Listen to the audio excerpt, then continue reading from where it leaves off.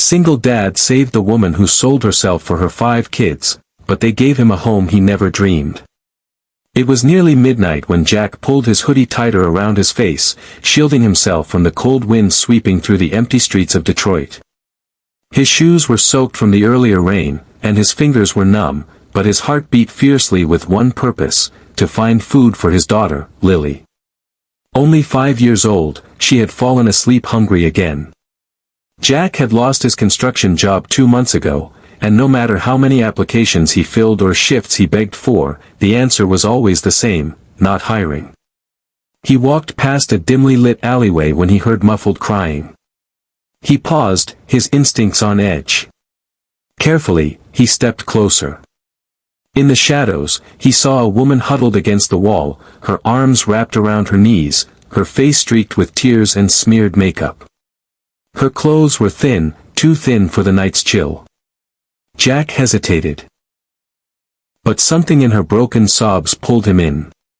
"Hey," he said softly, kneeling beside her. "Are you all right?" The woman flinched at first but didn't move away. Her voice cracked. "I'm fine. Just, go."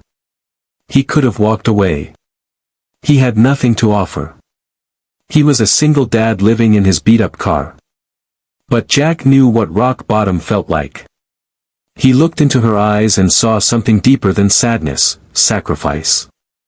"Do you need help?" he asked gently. She looked up at him, finally seeing him clearly. "I'm not what you think. I'm not out here for pleasure. I sold myself tonight. Just so I could feed my kids." The words hung in the air like shattered glass.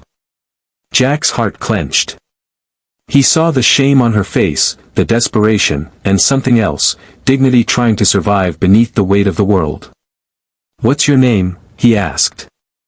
"Marisol," she whispered. He didn't ask questions. He didn't judge. Instead, he pulled off his jacket and wrapped it around her shoulders. "Come with me." She hesitated. "Why? You don't even know me." Jack offered a tired smile. "Because I know what it's like to do anything for your child." They sat in Jack's old Honda Civic, the windows fogged from their breath. Lily was curled up in the back seat, still asleep beneath a threadbare blanket. Jack handed Marisol the last peanut butter sandwich he had saved. "I only have one," he said, "but I want you to have it." Marisol looked at him like he had offered her gold. She hadn't eaten all day. Tears welled up again, but this time they weren't from hopelessness, they were from the kindness of a stranger who had less than nothing, yet gave more than anyone else ever had.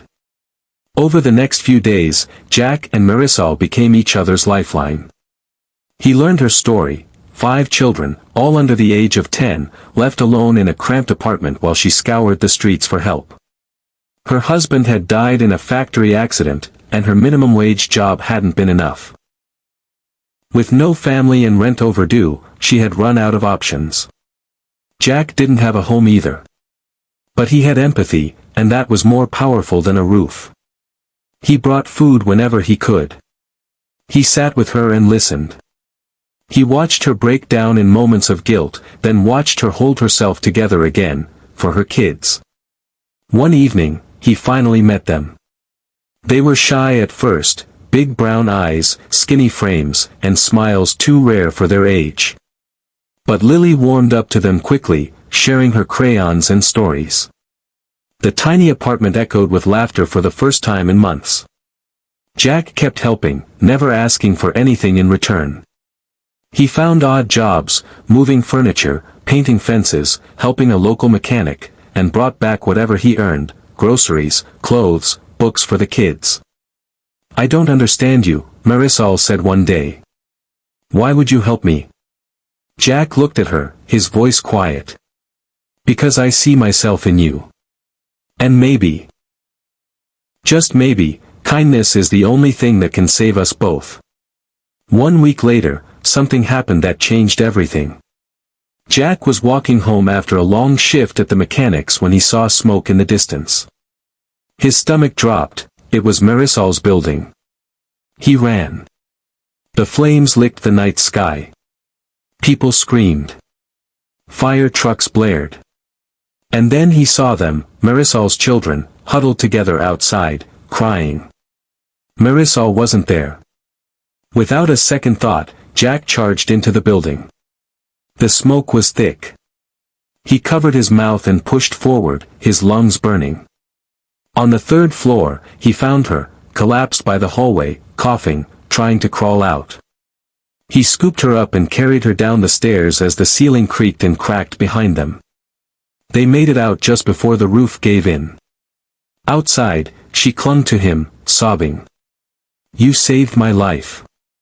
Jack collapsed to the ground, coughing violently, but smiled through the pain. "Just returning the favor." The next morning, news of the fire hit local stations. A story aired about the single father who rescued a struggling mother of 5. Viewers were moved, deeply. Donations poured in. A woman from a nearby town offered her fully furnished rental home for them to share, rent-free for a year.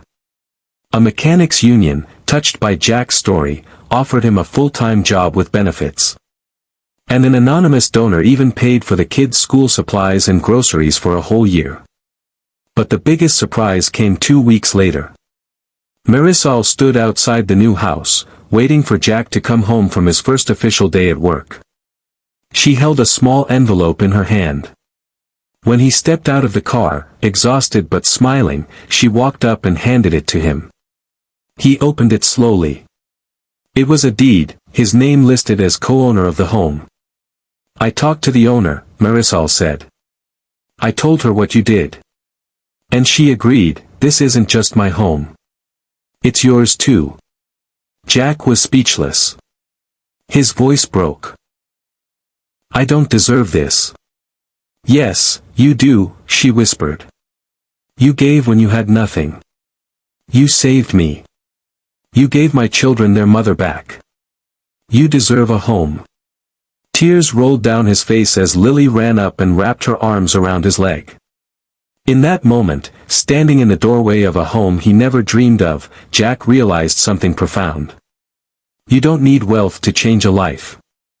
Sometimes, all it takes is love, sacrifice, and the courage to be kind even when you're broken yourself. Epilogue. Months passed. Jack and Marisol built a new kind of family. Not by blood, but by bond. The kids thrived. Lily found her forever friends. Jack's hands, once cracked and calloused from hard labor, now built more than just fences, they built futures. And on quiet nights, when the house was warm and full of laughter, Jack would sometimes glance at Marisol and whisper, "We saved each other, didn't we?" She would smile, tuck her hair behind her ear, and reply, "No. You taught me how to believe again." Heartwarming message. Even in our darkest hours, a single act of kindness can spark a chain reaction that changes lives forever. Jack gave from nothing and gained everything. Marisol sacrificed everything and found hope again. Together, they proved that love, empathy, and humanity can create miracles.